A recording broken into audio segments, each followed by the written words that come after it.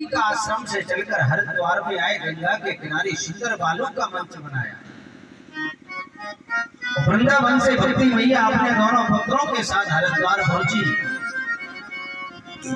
अब यहाँ से कथा सनत कुमार सुनाएंगे नारद जी को। नारद बाबा ने प्रश्न किया कि महाराज आप कह रहे थे किसी का उद्धार हुआ है। सनत कुमार बोले अगर उद्धार हुआ है तो हम बताएंगे जरूर किसका हुआ है। सनत कुमारों ने कहा तुंगे भद्रा तटे पूर्वम भूति पतन मोतिम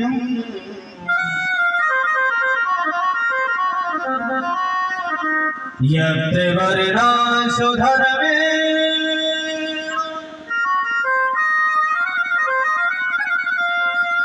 सत्य सत्य कर्म तत्परः।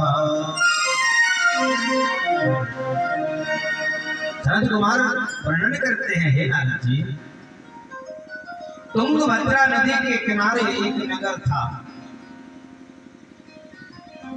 तुंगभद्रा नदी के किनारे एक नगर था जिस नगर का नाम था उत्तम। पहले तुंगभद्रा क्या है? तुंग माना होता है अत्यधिक और भद्रा माना होता है कल्याण करने वाली। जो अत्यधिक कल्याण करने वाली नदी है, उस नदी के किनारे एक नगर है जिस नगर का नाम है उत्तम नगर। उस नगर में यज्ञ धर्मा चारों वर्ण अपने अपने कर्म पर तत्पर रहते थे। उसी नगर में एक ब्राह्मण देवता रहते थे जिनका नाम है पंडित आत्मदेव।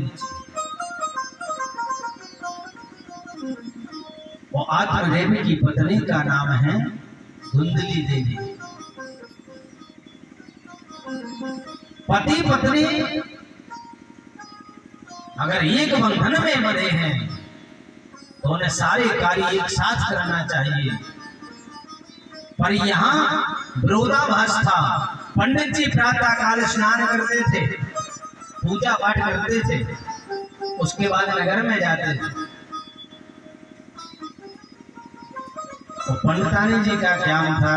पहले भोजन फिर सेना,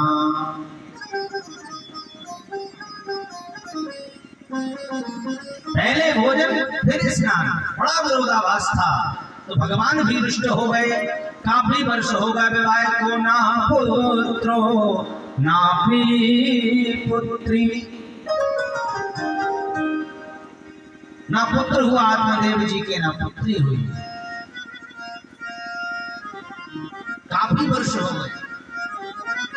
घर में वृक्ष लगावे तो वो मुरझा जाए,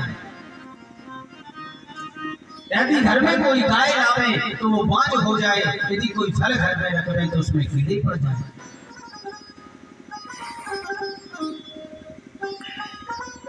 काफी वर्ष हो गए। लोग ताना देने लगे, अरे महाराज एक पुत्र होता तुम्हारा तो कल्याण हो जाता। आत्मदेव जी ने सोचा ये संसार के लोग अब तो मेरा उपहास करने लगे। 18 प्राण 4 वेद 6 शास्त्र का ज्ञान रखने वाला वो ब्राह्मण अटल प्रतिज्ञा की, हे परमात्मा तुम मुझे जब तक पुत्र नहीं देगा मैं जल ग्रहण नहीं करूंगा।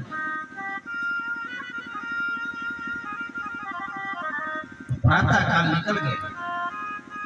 निर्जन कानन जंगल में प्रातः काल से निकले महाराज आत्मदेव जी को संध्या का समय हो गया। बहुत जोर से प्यास लगने लगी, बहुत जोर से।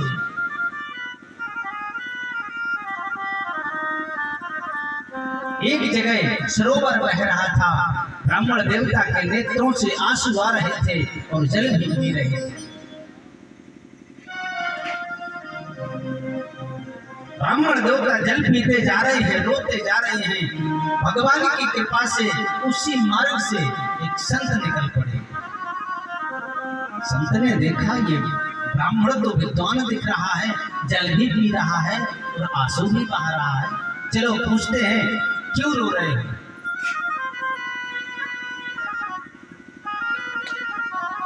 महात्मा जी पहुंच गए। महात्मा जी ने ब्राह्मण देवता से कहा, कथम रोदसी विप्रम,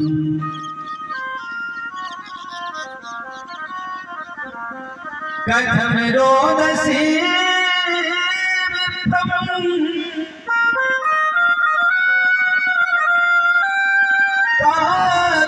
चिंतावली यसी, वदितुं सत्यवरं मह्यं, स्वस्य दुःखस्य कारणम्। हे ब्राह्मण देवता, तुम क्यों रो रहे हो? तो जैसी ब्राह्मण